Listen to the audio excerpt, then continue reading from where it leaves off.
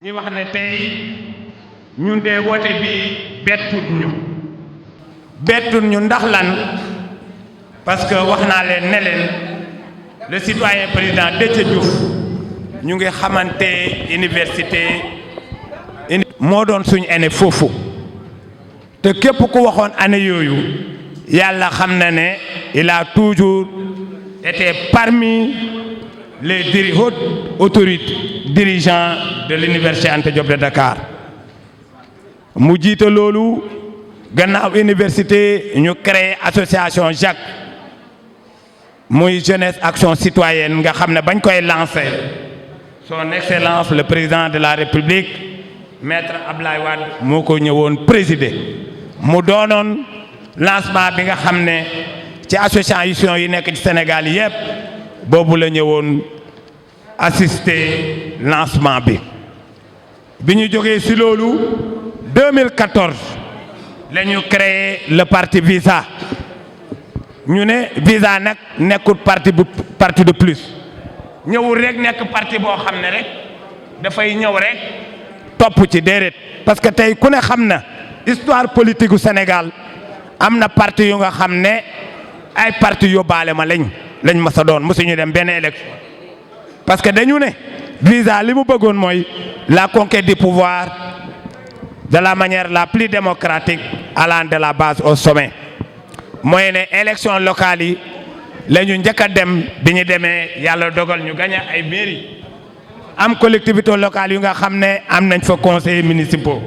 nga xam ne tey Visa c'est un parti boo xam ne qui existe dans les 46 départements du pays bi élection législative yooyu passé ñu participer aussi aux élections législatives de 2017 nga xam ne aussi demoon nañ ci loolu yëpp ñu koy continuer ànd ceeg son excellence le président de la République son excellence citoyen président Déthié Diouf mi nga xam ne tey képp ko xam ci réew mi li nga ko mën a seedeel mooy ku laabiir la ku yaatu la ku nga xam ne lu mu am rek mën na koo jàpp bokk ak askan wi donc mu nekk ko nga xam ne il a toujours été au service des populations li nga xam ne tey moo ñu fi dajale nga xam ne tey dafa bokk ci texte parti bi mooy la grande rencontre annuelle bi nga xam ne tey parti moo ko Visa moo ko wote tey biñ koy def yàlla dafa fekk Visa bokk ci coalition Diomaye président dafay baax buñ leen fi dajalee gannaaw buñ leen santee gërëm leen délégation yi fi teew yëpp mënuñ leen di lim 46 départements yi ci Sénégal yëpp ay délégation jóge nañ fi am na ñu nga xam ne fanaan nañ fi di leen fàttali ne tey bu ñuy wax coalition Diomaye parti Visa moo tax ndax lan parce que tey bi élection présidentielle yi ñëwee ku ne xam na ne Pastef bi nga xam ne tey suñ président bi ñu fal si la bokkoon ak i ñooñam dañoo demoon tas Pastef mais comme yàlla dafa dogal citoyen président Déthié Diouf xam ñu bëree bari xam ko ci Sénégal lu bëree bari mu ngi dox ci réew mi mu ngi ci ginnaawu loolu waaye ñu bëree bari bu àndeek ñoom dañuy dem fàtte loolu kon buñ dajee di aussi ne leen ko wax yàlla dogal bi ñu nekkee ci problème boobu ñu gis ko sàkku ci ñoom mu jël récépissé parti Visa jox leen ko sans condition def leen ko ci jamono yi diir yu nga xam ne tey bu bëggoon laaj ci xaalis bu bëri du ko joxe wala mu ne du ko joxe ñu jox ko xaalis bu bëri loolu citoyen président nangu ko def ko yàlla dogal élection présidentielle ñu def ko yàlla dogal li mu dogal ñun li ñu àndeek moom ak li mu gëm mooy servir loyalement le pays ci loolu lañ mas a ànd ak moom am ci ngor ñàkk ci ngor yàlla xam na ne ñun ñi nga xam ne jiital nañ ko dañ koy ñawantal waaye nag nit boo ko jiitalee doo ko fa kastal yàlla dogal gannaaw élection présidentielle yi ñu dem élection législative ñu ne dañuy mottali yéene boobu ñu yàlla def ñu voteel ko bi ñu voté aussi Pastef amaat majorité léegi nag tey lu sotti am borom parce que tey bu ñu tasee fii tey ku ne tey président de la république Bassirou Diomaye Diakhar Faye bu fekkente ne tey nekk na président gannaaw yàlla ak yonent bi li mu dogal ci suñu parti muy visa bi ñu bokk te citoyen président Déthié Diouf jiite ko yaakaar naa ne loolu aussi reconnaissance daf ci war di wax ne yàlla dogal na gannaaw bi nga xamante ni jógee na tournée ñëw ma benn sabax fanaan ak ñun muy citoyen président Déthié Diouf ñibbi si Dakar son excellence le président de la république Bassirou Diomaye Diakhar Faye recevoir na ko kon bu ñu fi taseeg yéen dina leen ko wax di wax ne mbir mi bette na coordonnateur yi nga xam ne ñu ngi ci Sénégal bette na tembere na waaye nag lu baax moom boo koy def rek yaakaar naa ne aussi da nga ko war a yàkkamti ñun appel bi nga ñun ñi nga xam ne tey ñoo jiital citoyen président Déthié Diouf suñu bëgg-bëgg mooy président recevoir nga Déthié ku ne xam na man-manam ci réew mi xam nañu ko yaakaar naa ne li nga xam ne muy defar réew mi buñ ko ci joxee responsabilité dana ko gën a def parce que tey mu ngi jël lu mu mën ak li mu mënul di ko jéem di ko partager askan wi parce que ñu bëree bëri bàyyi nañu seen yitte ñëw fanaan fii ak ñoom ndax lan ndax colère goo xam ne tey am na ko te lim ci def yëpp mu doon lu nga xam ne kosi boppam la ci def kàddu googu lañ waxoon ne dina leen ko wax ñu ngi leen di sant bu baax di leen gërëm asalaamaaleykum wa rahmatullah. maa ngi nuyu ñëpp ku nekk ci sa tur ak sa sant di masawu tamit ñëpp ñu fi teew tey ndax gis nañ délégation bi jóge fu nekk ci Sénégal ñëw pour assister suñu réunion d'urgence bii comme nu ngeen ko gisee tey dañ doon waajal suñu congrès gis ne le président de la République Bassirou Diomaye Diakhar Faye ne dafa bëgg a créer un grand parti pour que tous les membres de la coalition Diomaye président ñëw adhéré si loolu nag moo tax ñun le parti Visa les citoyens nga xam ne mooy parti bu njëkk bu le président Bassirou Diomaye Diakhar Faye jaaxlee woon lool di wër récépissé ndax jamono jooju métti woon na kenn sañul woon a génn pour gunge foofu mu nekkoon le parti Visa a osé jox son récépissé au président de la République loolu moo tax pour mottaliwaat suñu yéene ñu organiser suñu réunion d'urgence pour ne ko monsieur le président comme nuñ ko defee woon jox la suñu récépissé laajuñu la dara xaar nañ nag ci yow dara wante laajuñu la dara buñ la koy jox soo soxlawaatee créer parti dañ la ciy gunge ñun la jeunesse du parti pare nañ pour accompagner ndax xam ngeen ne politique ndaw moo koy def politique jigéen moo koy def moo tax ñun ndaw ñi rawatina ñun jigéen ñi pare nañ pour ne le président de la République le parti Visa les citoyens bu la joxoon récépissé pour nga mun a nekk candidat au présidentiel moo ñëwaat fas yéene fusionné wu ci parti bu nga nar a créé ñu àndandoog yow ndax Sénégal moo ñu ñor Sénégal moo tax ñuy danti bëgg mu jëm ci kanam nous sommes plus que prêts monsieur le président de la République nous la jeunesse du parti Visa les citoyens nous les femmes du parti Visa les citoyens nous sommes plus que prêts pour accompagner la ci lii nga woote pare nañ pour fusionner fas yéene ànd ak yow ak notre leader le citoyen président Déthié Diouf jërë ngeen jëf. maa ngi leen di nuyu seen tur ak seen sant te di leen baalu ak ndax suur bii tey suur bu ma dugg la kon loo ngeen ma yem lu mu diis naa ko attan par le sens de l'honneur à la patrie président Déthié yaakaar naa ni sénégalais yépp xam nañu tey su Bassirou Diomaye Faye nekkee président saf na ci sap ndax kii moo yor doom bu juddoo te amul extrait de naissance kenn du ko mën a tudd même bu ñu ko tuddee du am kayit du dem école wala enseignant gis naa benn enseignant bu wax léegi fii wala enseignant bu jàngee bay dem 6e da ko naa dàq naa la heureusement notre honneur notre président de la République Bassirou Diomaye Diakhar Faye bi mu ñëwee dindi na ko ba xam ne boo amul extrait sax mën ngaa dem defi concours kon ñu ngi koy sant di ko gërëm président Déthié je m'adresse à vous je vous demande de se lever être en face de moi parce que l'homme se découvre quand il se mesure avec l'obstacle. Déthié, c'est notre fierté, c'est notre remontant, c'est notre dignité. Pourquoi Déthié? Il a fait loo xam ni kenn musu ko wax def ndax nag tey li amoon ci réew mi su Déthié toogan këram wala mu demoon ca jumaa ja toog fa li am du am ndax biñ koy woo booba minuit ngi bëgg a jot te bu minuit jotee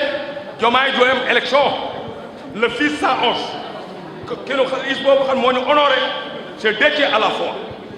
c'est la raison pour laquelle la coalition Diomaye président bi ñëw fii tey c'est grâce à lui ndax bu dul woon moom tey loolu du am wax ji bari na nag top man dama gëm ni su ma amoon sama doom tey saa bu nga xëy ne ko maa la jur sama doom dina poser question bi yaayam ni ko papa est-ce que li papa wax dëgg la mooy le cas de Ousmane Sonko mën a koo dégg mën a du moom il n'a absolument rien fait il a désigné quelqu'un les autres l'ont confirmé c'est la vérité Déthié il est parmi les gens les plus dignes du Sénégal kii tey symbole la Sénégal bi patrimoine la ku ma xam ni fii ma toog tey soreewul ak comment s'appelle gouvernance bii sama maam jéeri jornde la moo fa rey tubaab ba kon du ma wax lu ma gëmul day nit koo xam ni dañ ko war a jàppale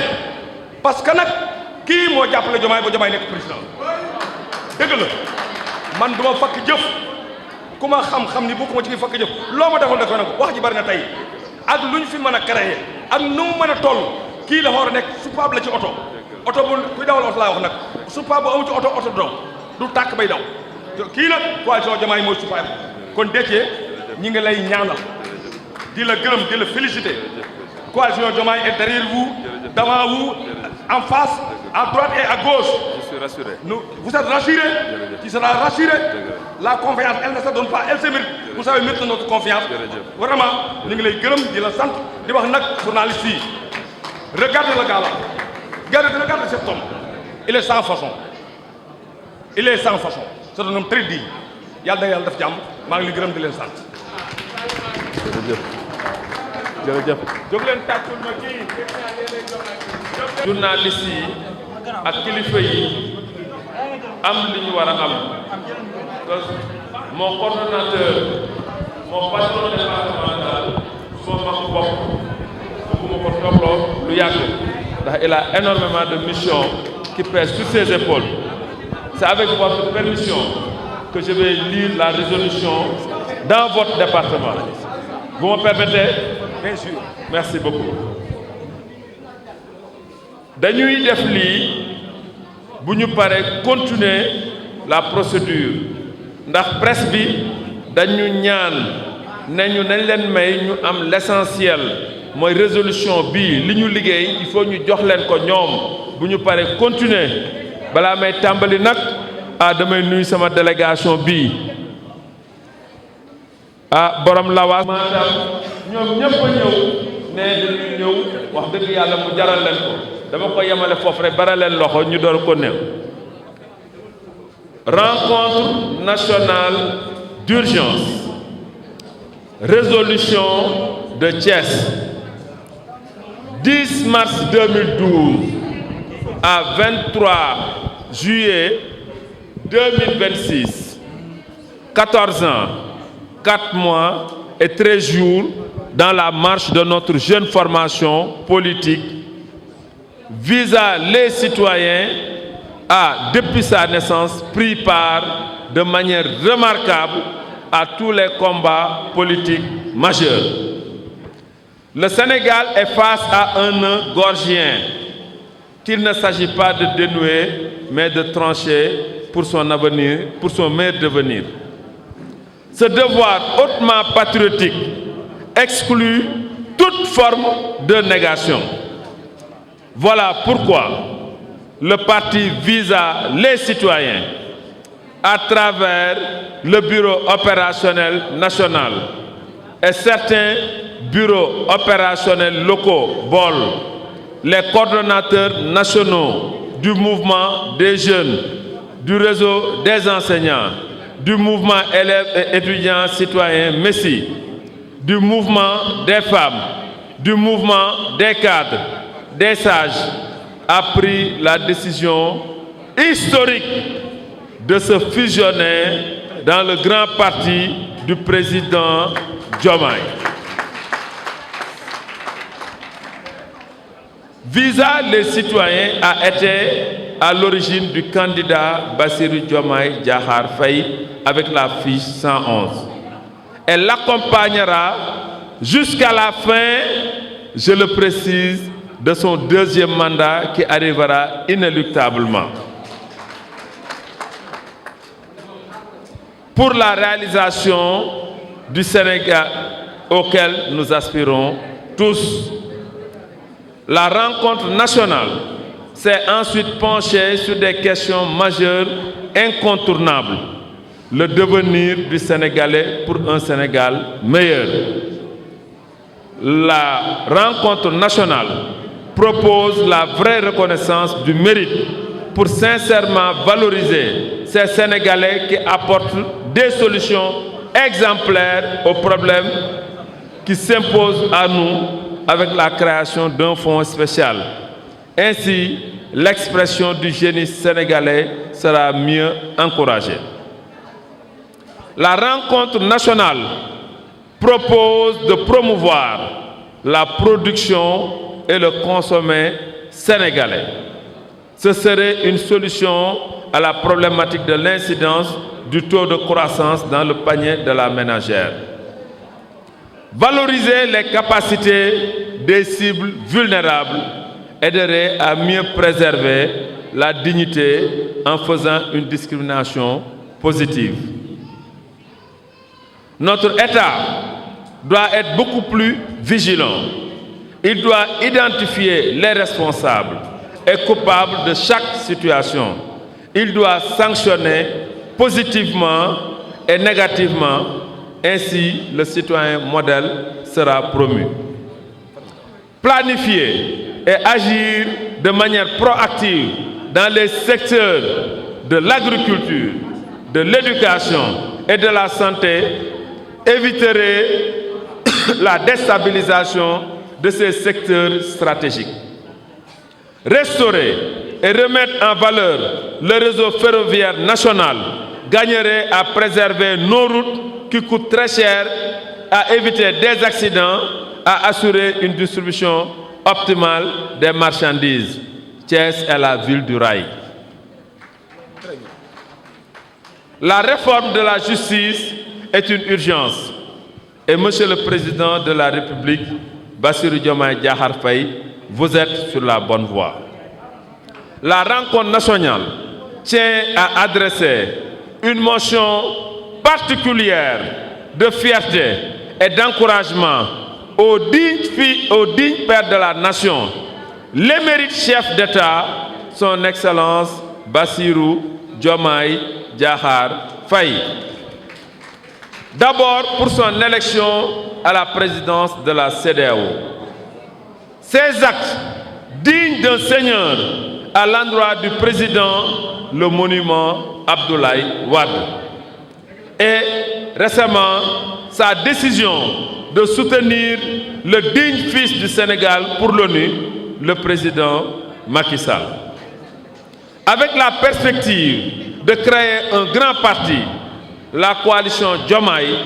passera de force politique en puissance politique. Ainsi, toutes les portes du possible sont ouvertes avec... Pam, yaa yore micro bi?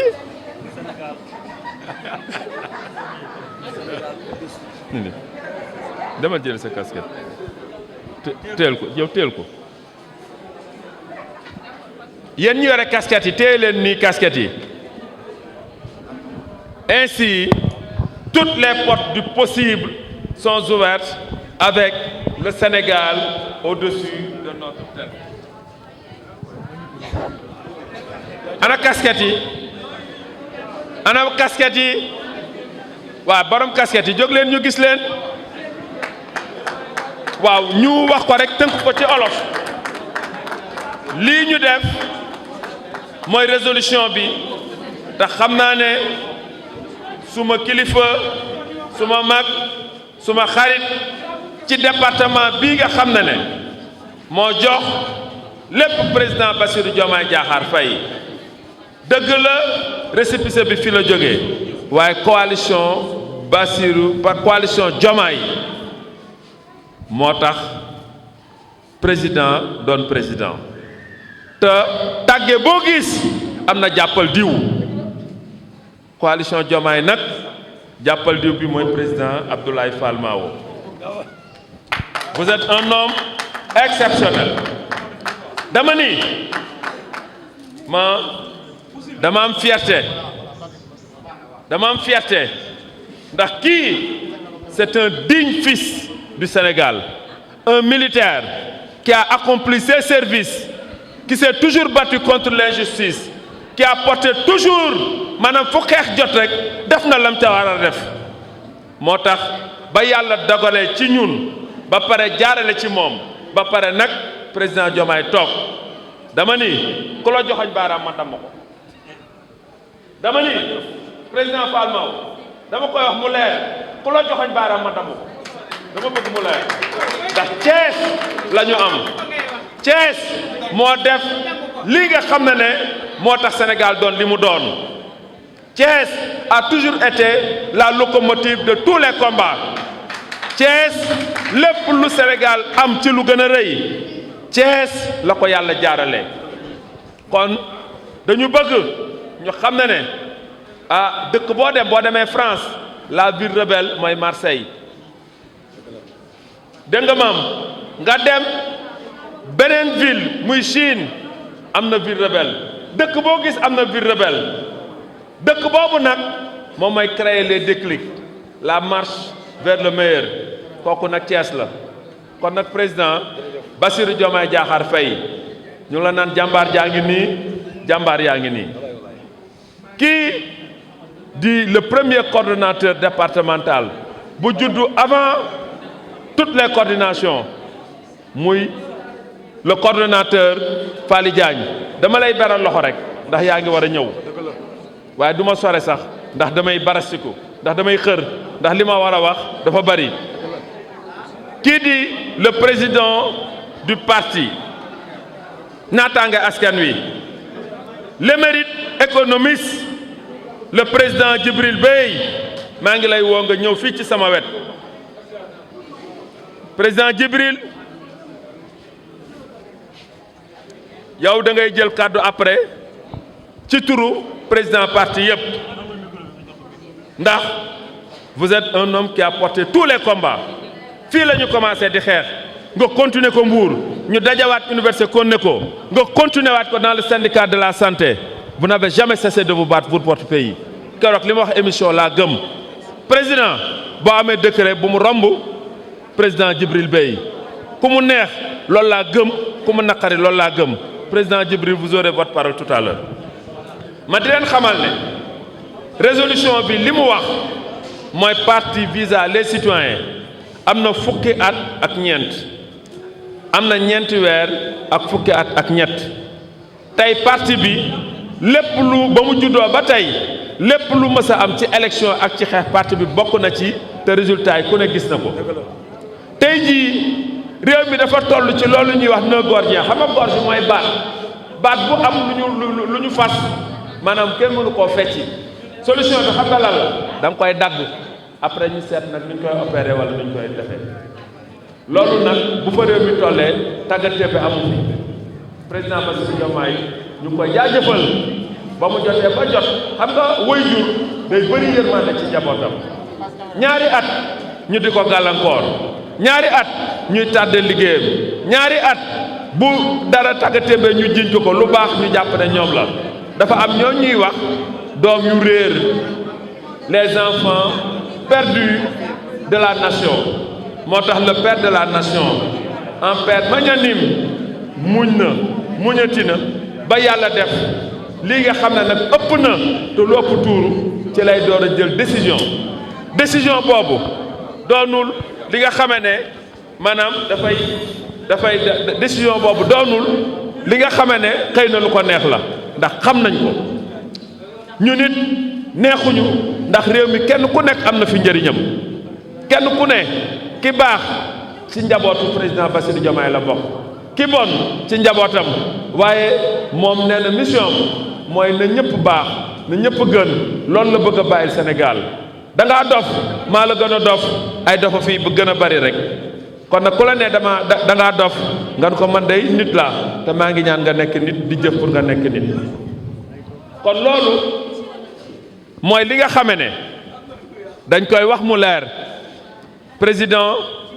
li nga warloo ko réew mi yaa ngi ci tey jël nga décision yaa ngi bëgg a yóbbu réew mi fi mu war a dem loolu moo tax ba nga wootee création parti tournel ko kii wam ana bii indil ma bii jox ma bii cadre yi ndaw yi jeunes yi jàngalekat yi kër sëriñu daara yi kenn desut ñu waxtaan ba ñu waxtaanee ci la ñu jël décision historique lu kenn dul fàtteeti ne gannaaw li ñu def yëpp am na solo waaye li gën la ñuy yóotu te yow da ngaa ne li gën ci Sénégal mooy ñu doon benn li gën ci Sénégal mooy ñu doon benn say moo tax nga woote li nga xame ne moom mooy grand parti bi nga xame ne samedi lañ koy tudd bu nawet bi passé ñu ngénte ko ni ko superviseur général soxna Aminata Touré cette brave dame bu baax loolu nag moo tax ñu wax yéen journalistes yi ngeen xam ne seen liggéey rafet na te li ñuy wax fii yéen rekk ko mën a matale ni mu war a matale fa mu war a doon di remercier les influenceurs de Diomaye président ñoom Abeg a ngi nii ñoom Nunette a ngi nii ak ñi ci des parti Visa les citoyens bis ni ki tey jël na décision daal di ne moom amatul xar kanam li mu am mooy léegi seey na ci grand parti Bassirou Diomaye Diakhar Faye loolu nag moo tax drapeau Visa les citoyens amatul beneen drapeau waratul am xam nga bu war a am le Sénégal ci sunu kaw bopp le Sénégal au-dessus de notre tête ndax képp koo mën a doon foo mën a nekk yaa ngi safoo Sénégal drapeau Sénégal nga am kon drapeau Sénégal bii mooy li oyof drapeau Sénégal bii la ñu war a gën a yëkkati nañu bàyyi mën a bi nañu yaatal président dafa ne nañu yaatal ñi bëgg a ñëw bëri nañu ndax président ba mu defee discours am ci président Ablaye Wade ba mu jëfee yi mu jëf jëmale ko ci jàngalekat yi jëmale ko ci néew ji doole ji ndax gis nañu lu bëri lu jafe woon mi ngi ci yaakaaroon nañ ne Sénégal dafay nekk ci cessation de paiement waaye ku xarañ a ngi nii ku xam li mu bëgg a ngi nii ku yàkkamtiwul a ngi nii waaye ku teg bëtam fu mu ko dul wàccee ngi nii loolu nag bu amee ñun dey li ñu koy wax mooy Thiès dey kenn du leen jiitu Dagana kenn du leen jiitu samedi 7 heures du matin président Fall Mao coordonnateur départemental président coordonnateur Fally Diagne ñun kenn waruñu faa jiitu 7 heures la ñu war a taxaw ndax tudd bi moom ñun ñoo koy tudd loolu la ñu yàlla dogalal li ci des nag mooy ngeen xam ne jafe-jafe yi bari na bu ñu nangoo jógee fi ñu nekkoon am tur daal di ne dañuy tudd grand parti bu président Bassirou Diomaye tur bi dinañ ko joxe samedi dañu bëgg jafe-jafe yi sénégalais yi di dund xat-xat yi lépp lu nga xamee ne maanaam fas yéene nañ ko def ñu ngi nuyu Khady Diomaye ana Mohamed ñu ngi koy nuyu Mohamed jarbaatu président Bassirou Diomaye Diakhar Faye la Mohamed yow yaa leen gën nga tudd ndax yaa gën ñëpp kon ñu ngi lay dalal di kontaan boo duggee fii fekk fi ñu gëm président Bassirou Diomaye Diakhar Faye président ñu ngi lay ñaan sàmmkat yaa ngi nii toog béykat yaa ngi nii toog nee nañ ma dañuy xiif dañuy woor bu ndogu jotee ñu naan ndox amaat ngor ak yaakaar toogaat ba suba loolu nag dafa war a jeex la la gàlloon yàlla teggi na ci benn ñaareel bi mooy président Fall Mao mii mérité na responsabilité bu mag ñi mën mérité nañu responsabilité bu mat nañu ràññee nañu jël ñi war jox leen responsabilité yi parce que explication amatul xam nga lu am jëf monsieur le coordonnateur Touré lu ñu daan wax le discours a épuisé le réel tey jii les meilleurs experts sont là ki dàq defar tali ci Sénégal mooy le grand ingénieur Soumaré monsieur Soumaré jàllal fii ci kanam kii bu ñuy wax tali il a fait plus d'un pays en tant que chef de mission réew yu bare moo defar tali ya fi mu toll ni Madagascar la nekkoon il a pris la décision historique ne dootul dellu ndax gis na fi lu mu war a def buy dem di defar feneen dañ ko war a bàyyi xel ñun ñooy ñaan loolu pour ñu mel nii ñu dénk les responsabilités yi vitesse bi gaaw ndax li dese président Diomaye bëriwul tey jii l'un des meilleurs experts du sport monsieur Amadou Diouf docteur Amadou Diouf ana nga génnal kii c'est l'un des meilleurs experts sportifs de ce pays docteur Amadou ñu ngi lay sagoo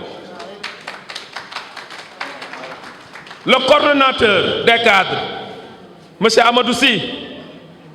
l'un des meilleurs experts en agriculture génnal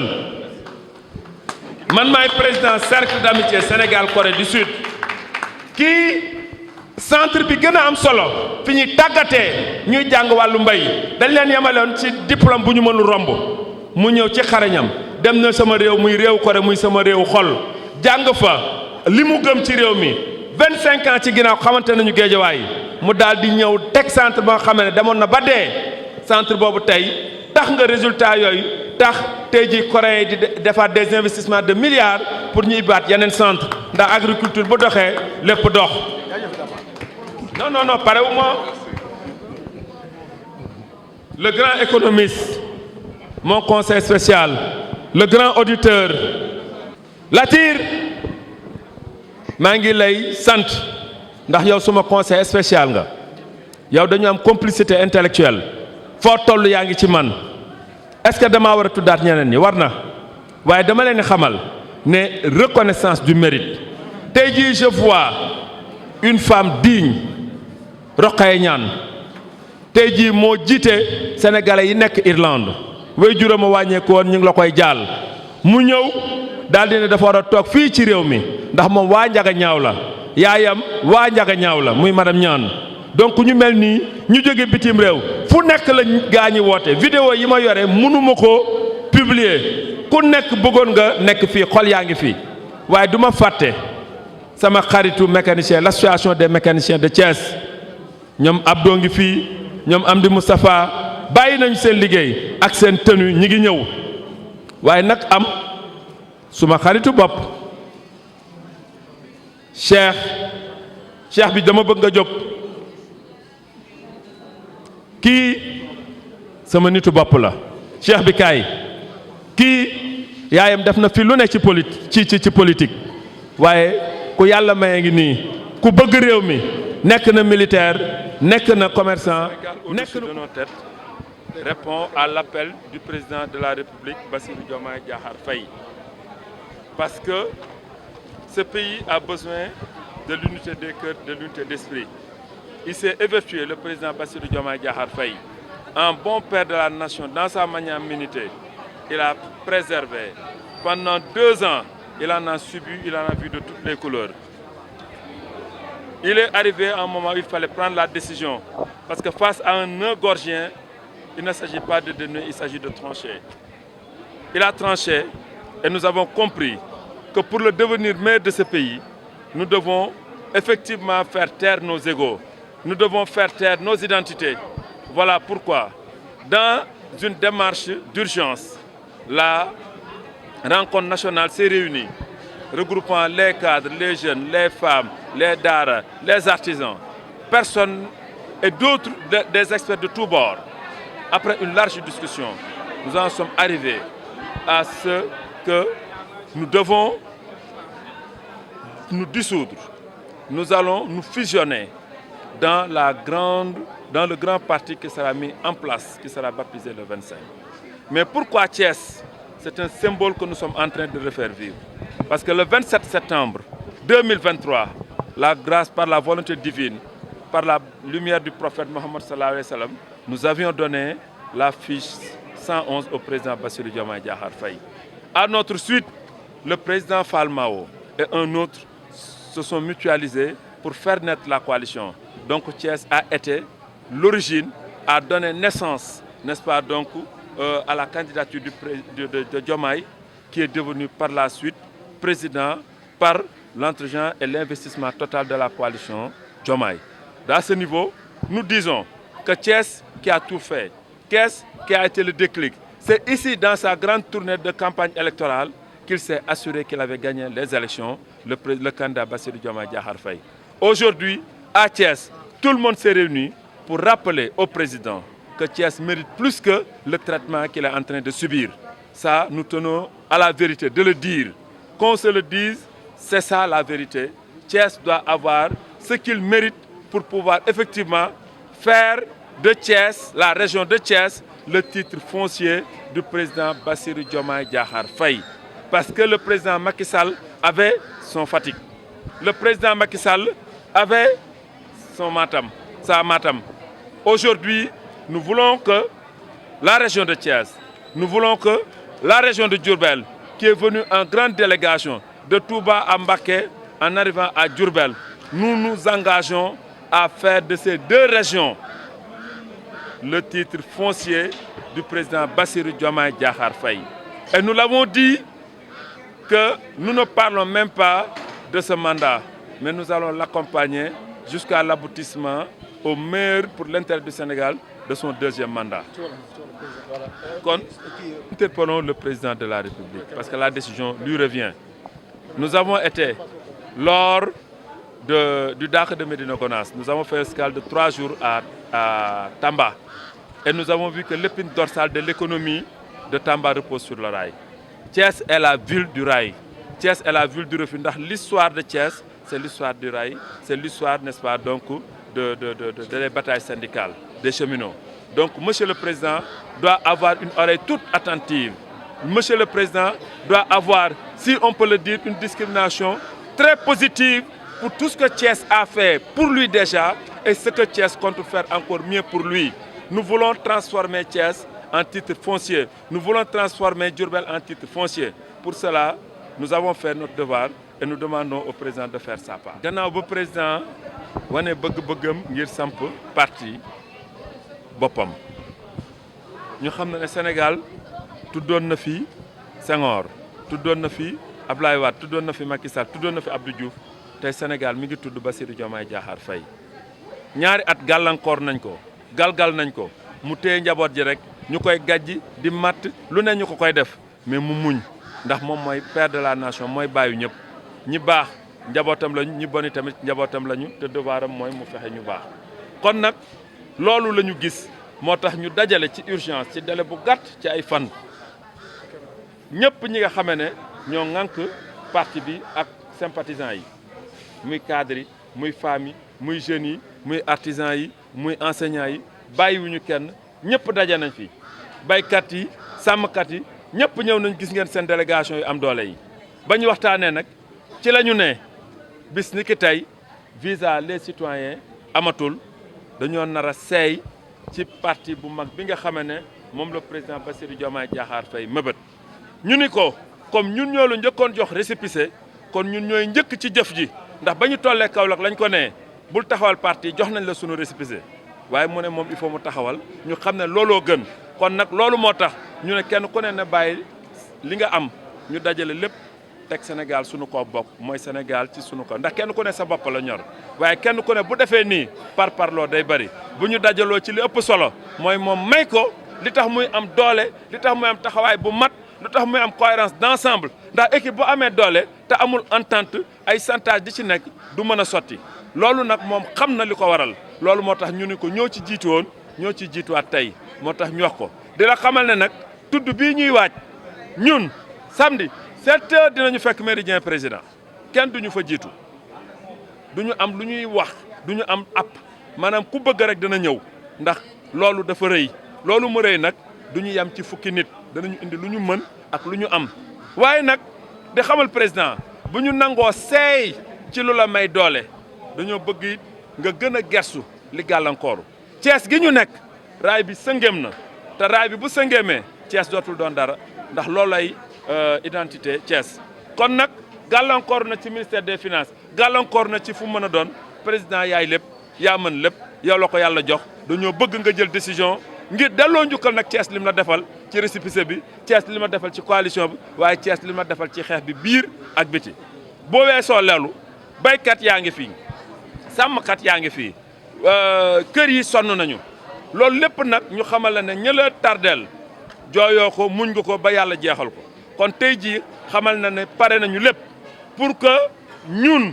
boo ñu gënee dooleel Thiès dooleel expert ñi nga xam ne ak ñi engagé wu ci yow Thiès danañ ko def région de Thiès danañ ko def sa titre foncier politique région de Diourbel danañ ko def sa titre foncier politique feneen fi na ko ñeneen sasoo bu ko defee loolu lépp daal di mat mu am nag le grand parti bi nga xam ne na mu koy tuddee yàkkamte nañ koo xam maanaam ñun tey gis nga ne dindi nañu lépp moom la ñuy déglu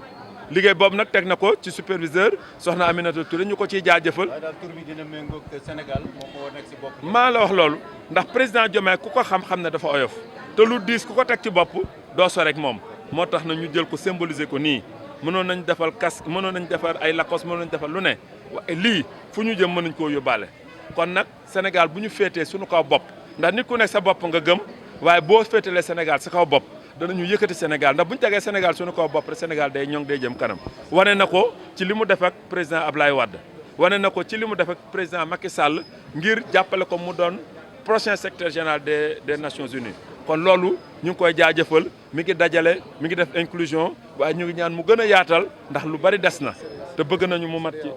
CEDEAO bi ñu ngi ko ciy jaajëfal ndax président boo doonoon cuune say morom say naataangoo duñ la fi teg te am na lu bëri yaa ngi koy réglé ñun ambassadeur de paix lañu dañuy dem ci réew dañu nekk ci réseau 161 pays xam nañu lu bëri looy def te Sénégal xamu ko ndax boole wax dara ak wax monsieur le président